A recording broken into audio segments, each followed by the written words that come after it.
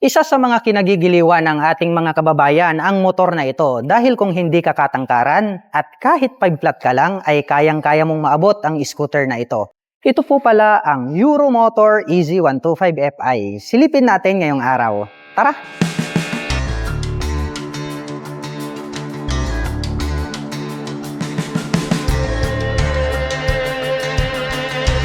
Maporma din po pala ito pong Euromotor EZ125 at ito po yung kanilang Fi version. Ang astig din po nito pong kanyang side profile.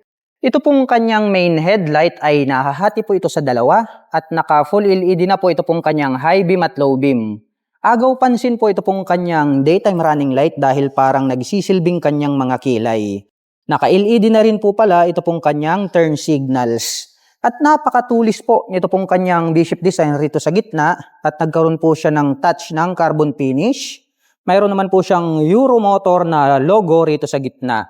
Pointed din po ito pong kanyang handlebar cover at mayroon naman po itong glossy black na little visor.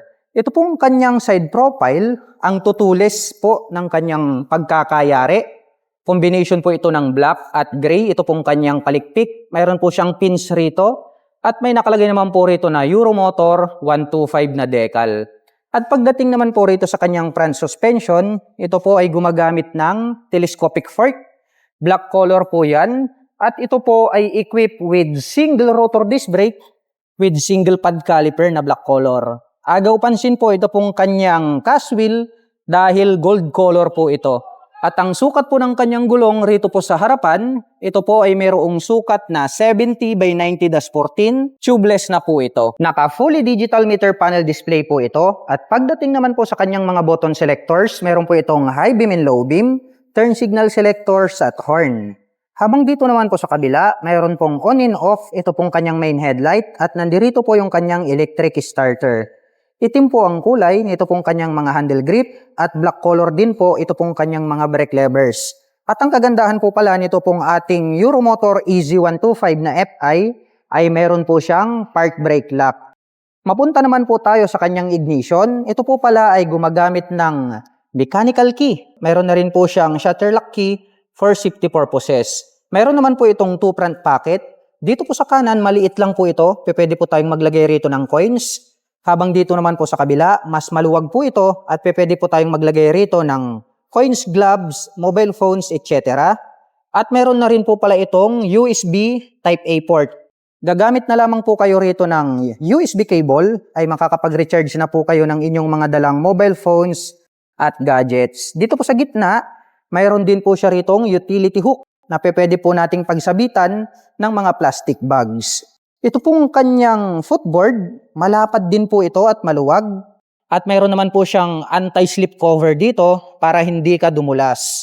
Dito po sa ibaba ng kanyang upuan, attractive po itong part na to. Mayroon po kasi siyang touch ng carbon finish. At ito pong kanyang upuan, malapad din po ito. Simple lang naman po yung kanyang seat cover. Black color po ito. At gray color naman po, ito pong kanyang die-cast na grab bar. Buksan naman po natin ito pong kanyang upuan. Maluwag na din po pala ito pong kanyang underseat compartment. Ngunit hindi po rito kakasya ang half-face helmet dahil parang kudrado po siya. Dito po kasi nakalagay yung kanyang battery compartment. So yun ang kagandahan. Unlike po kasi sa ibang mga scooter na nasa footboard, so pwedeng abutin ng baha. Ito po, mataas po yung location. Dito pong kanyang battery compartment. Kaya +1 yan para sa akin. Dito na rin po pala located dito pong kanyang fuel tip. At ito po ay mayroong fuel tank capacity na 6.5 liters. At mayroon naman po itong fuel consumption na 45 km per liter. Sakyan po natin ang Euromotor EZ125 Fi para makita nyo kung gaano nga ba ito kababa. Para po sa mga magtatanong, ang height ko po ay 5'6". Kitang-kita nyo naman. Lapat na lapat yung ating mga paa. At hindi po nakadiretso yung ating tuhod. So it means talagang mababa po ito. At perfect po ito sa mga 5 flat. Kaya goods na goods. Ito pong kanyang side profile, may nakalagay po rito na EZ125i na 3D emblem. At ito po pala ay equipped with side stand engine cutoff switch. Once po na naka-engage ito pong kanyang side stand, ay hindi na po magi-start ito pong scooter. So, isa po yan sa kanyang safety features. Tubular po na metal, ito pong kanyang side stand. At ganun din po, ito pong kanyang center stand. Habang alloy naman po, ito pong kanyang foot pegs para po sa ating back rider. Itim po ang kulay nito pong kanyang CVT cover. At may naka-intact naman po rito na Euromotor in white color. At ang kagandahan po pala nito pong EZ125i ay meron pa po itong kick starter. Bukod dyan, mayroon din po itong electric starter. So, yan po yung kagandahan dahil dual option po siya pagdating sa kanyang starting system. Itim po ang kulay nito pong kanyang airbox cover.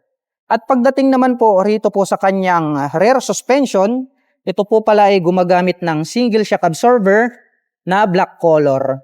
Kapansin-pansin din po pala ito pong likod nito pong pairings ng EZ125i dahil nagkaroon din po siya rito ng carbon finish. Kaya attractive po siyang tignan.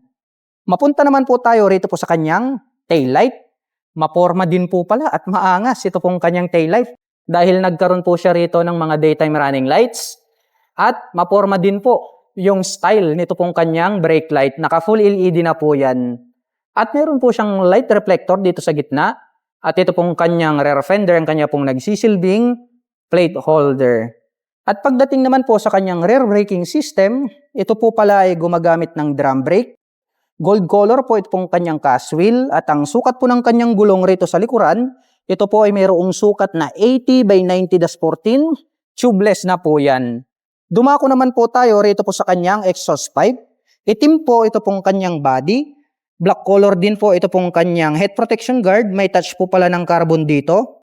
At mayroon naman po itong single exhaust.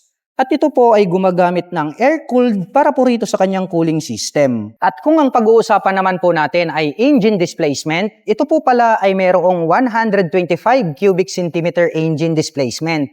Naka single cylinder, single overhead cam, 4-stroke with 2 valve. At ito po ay nakakapag-provide ng maximum power na 8.45 HP at 7,500 RPM. Habang nakakapagbigay naman po ito ng maximum torque na 9.2 Nm at 6,000 RPM. At ang presyo po pala nito pong ating Euromotor EZ125Fi ay nagkakahalaga po ito ng 70,900 pesos. At kung gusto mo pong kumuha ng hulugan ay kailangan mo pong mag-down payment ng 3,500 pesos. At meron po itong monthly installment na 3,403 pesos sa loob ng 3 taon. At para po pala sa mga naghahanap ng accessories para po rito sa ating Euromotor EZ125Fi, gaya po ng crash guard, rear carrier, top back side panners, motorcycle cover o di kaya helmet, ay ilalagay ko na lamang po yung link dyan po sa description box sa ibaba para hindi na po kayo mahirapang maghanap. At kung interested naman po kayo na maglabas nito pong ating Euromotor EZ125Fi, ay maaari nyo po akong i-PM at i-message para matulungan ko po kayo na makapaglabas ng inyong dream scooter.